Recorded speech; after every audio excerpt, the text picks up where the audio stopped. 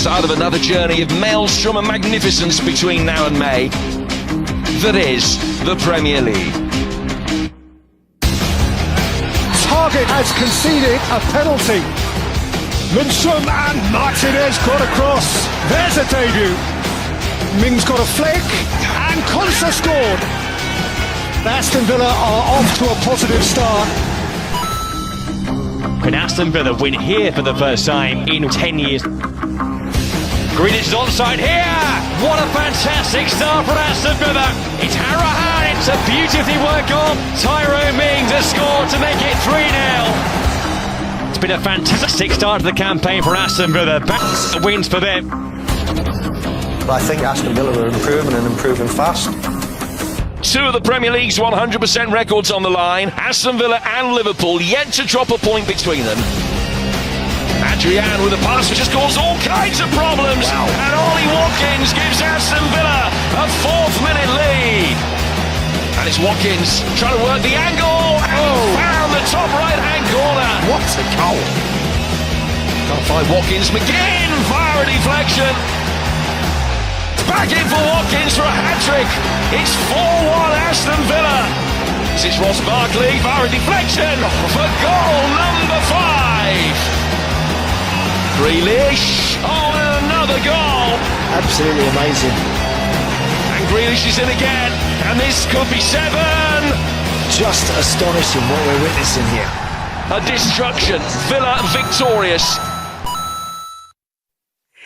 It was astonishing, but lots of the focus post-match has been on Liverpool, with a sort of a side of, but of course Villa did everything right as well. How good was that performance from Aston Villa, and how much does it tell us about what they've done so far this season? Listen, it was a massive result. I mean, listen, they got handed the first one from Adrian, which was a mistake. But after that, they were absolutely superb. They got on the front foot. They got Liverpool's faces. They created opportunities. They were ruthless in front of goal because it could have been 10, but they took 7. And what I like about Dean Smith and Aston Villa this year is that he's addressed the issues of last season. Goalkeeper was a slight concern. They go and get Martinez, who's been superb. Didn't score enough goals. They go and get Ollie Watkins. They need someone to help Grealish in doing some of the heavy lifting. They get Ross Barkley. So you'd have to say hats off to Dean Smith because he's been absolutely superb. And now if they've got such a good start, their ambitions need to be finishing comfortably up the top half of the table because I think they're good enough to do it. And I don't think anybody's going to suggest that the scoreline wasn't a huge shock. However, the performance shouldn't have been a surprise to anyone, should it, Karen?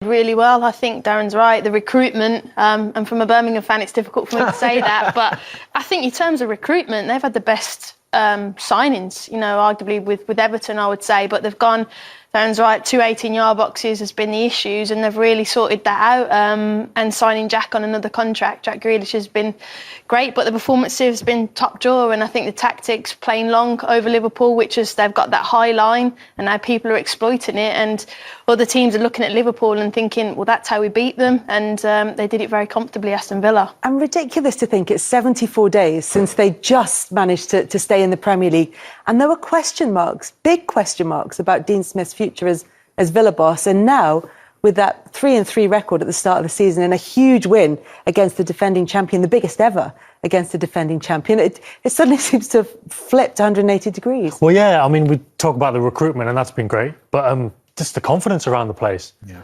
I think it was Watkins who said after the game, we fancied ourselves to beat Liverpool, but we didn't expect the score to be this. It's like, you fancied yourselves to beat Liverpool. Fair play. I think Dean Smith, he spoke earlier in the season and he said, I think we'll be okay. And it's like you barely survived last year. So it's not even like they went on a proper run last year.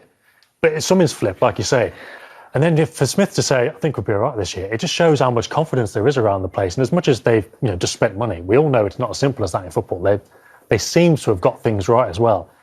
There might be a few bumps in the road later on, but just that confidence around the place is what really strikes me at the moment. They seem to, from where they were to where they are now, in such a short space of time, 74 days. Do you know what's scary is that I think with Dean Smith as well, when he's looked at certain areas, and we know what it's like at times, when you've struggled the season before, a lot of managers and clubs, they kind of buy in bulk. They go, right, let's just get as many good players as we can in the door. But kind of Dean Smith's going to address, right, we need a goalkeeper. Even right back, Matty Cash, who we haven't mentioned yet, he's been absolutely superb, but he's identified areas on the pitch in their team where we're weak there. We need to do better in these areas. And every one of their signings, I mean, Traore's not really been given a run yet, but every single one of their signings up until this point has been superb. But they've all got something to prove as well. You know, Ollie Watkins has come from the Championship, massive money. Can he do it in the Premier League? Martinez wants to be a first-team goalkeeper. You know, he proved it at Arsenal. Now he's gone on. Can you do it here? Traore, been at Chelsea, wants to come back to the Premier League. Matty Cash, big price for a right back. Ross Barkley, can you now prove why Chelsea probably should have kept him, why you might be in the England team? And even so, they've all got the carrot dangling in front of them personally, but they've all got the quality to go with it. So the recruitment has been top draw for me. Yeah, they sacked their sporting director at the end of last season. Is that a sort of change of tack that we're seeing in how they operate in the transfer window? I mean, possibly. I mean, I know the co-owners have got big dreams and they've not been afraid to put the money in. But like I mentioned before, you know, spending the money isn't always a guarantee. I think it was only last summer, the narrative was a bit different. Like, OK, they've spent money, but maybe they've spent too much. You know, when teams come up and you've got that problem between sticking with the lads who've got to be promoted, lots of new players, and getting the new ones in as well. And like, they looked at it and you think, you know, maybe they're another Fulham, because obviously Fulham the year before, they'd spent a lot, but it didn't really gel. But this year, it seems to have worked. But also, I think those players that did get last year, like Tyrone Mings, it's like he's been there forever now. And like Grealish as well. The thing with Villa last year was when Grealish wasn't really performing, neither were Villa. They've obviously got players to take the burden off his shoulders. But the way he performed the other night, like I saw, it was on Monday morning, I saw just a clip on Twitter when he turned Van Dijk inside out, left, right, and then just as Van Dijk was recovering from what was happening, he popped it through his legs. And I was like, that must have been towards the end. That must have been when they were taking the mickey, you know.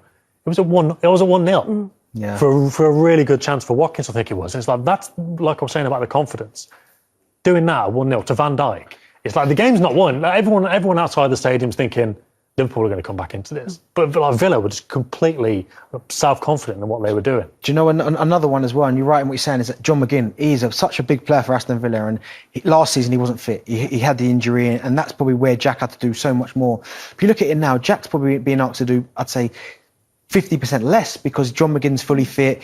Ross Barkley, as you said there, Karen, about him, he's got a point to prove, because he probably wants to stay at Chelsea. But if you've got any aspirations of getting in the England squad at the end of the season, he needs to be playing games regularly. And for me, as I said, Dean Smith, he's got to be looking at his squad going, we're in really good shape here, because it is a bit of a crazy season. 7-2, no one would have predicted that. But at the same time, the way they're playing, and it's the way they beat Liverpool, it's not like they were lucky they were ever hanging on. Every time Liverpool made a little counter attack and go, let's go and attack, Villa just went down the other end and scored again, or had an opportunity. So D Smith must be very, very confident, and it wouldn't surprise if they looked around maybe the EFL for maybe one or two more. This is just as backup, because they've got some superb players in their squad now. The club, it means more to them than probably most. You're right, when you've got the connection, he's your captain. They can feel the same. Do you know what I mean? As in, they're both going to be hurting when they were struggling last season. They both wanted to put it right. I mean, when Dean Smith came out and said about the Zambucas and that he's going to stay, I mean, it was superb. And I always wondered that if Aston Villa did stay out, which they did, was there any guarantees that he'd even leave? Because he does love the football club. It is obviously a massive football club, biggest club in the Midlands, and Jim, he absolutely loves the club. So I always thought, well, there's no guarantees that he does leave. And obviously now with the directions, he's probably looking around, Jack, thinking, well, finally now in this team, I've got players I can trust. I've got a centre forward now that can go and score goals. If I do all the hard work, he's going to finish it off. I've got someone like a Ross Barkley who's next to me, who's got the same type of qualities. I've got John McGinn doing all the kind of the dirty work, running around, putting tackles in. Our back four is good. And we look right at the most important piece, the goalkeeper. Well, he's got all these pieces around him now. So he's probably thinking, well, I don't need to be anywhere else. Yeah, because there were quite a few people sort of accusing Jack Grealish of maybe lacking ambition, of not pushing for that move to a club who were perceived to be better. I mean, they haven't started the season better than Aston Villa at the moment. But is he starting to put that to bed? Are the clubs starting to put that to bed at the moment? Well, I mean, there's definitely an element of the club's ambition seem to match his own at the moment. Because I suppose if they're going to sit down at the end of the season, Sambucas or not, and say what's going on, then they can say, well, actually, we're going to spend this money on this guy, and, you know, we're going to get these. And you mentioned the players to come in and help him, like Bertrand Traore as well. I think John Terry said that just helps. He goes, Jack gets doubled up on a lot. So if we get him, you know, he might get more space, and he's a very direct winger. And in terms of him staying and how big it is for the club, he helped get Ross Barkley in. Because I think they tried for Barkley earlier in the summer, and he was like, I want to play for Chelsea. That changed. Then he went out for dinner with Grealish, and Grealish was like, look, we've got good things going on here. So, yeah, I think the ambitions match his own. They've got the players in to support him. Douglas Luiz is another one. We talk about players they signed last summer coming good. Douglas Luiz was really good since the restart. He started the season in good form again. That midfield three we've got, like we always mentioned with McGinn, Barkley, Luiz, there's a lot of good players there. Even Harahan as well. He was a bit unlucky to miss out, but at the end of the day, if you've got Barkley coming in this kind of form, it's going to work. So, I mean, it's a bit unfair to say lacking ambition. There's maybe a bit of an element in that sometimes, but like I said, with the market as well, different. Man City never looking at midfielders. Man United had their struggles.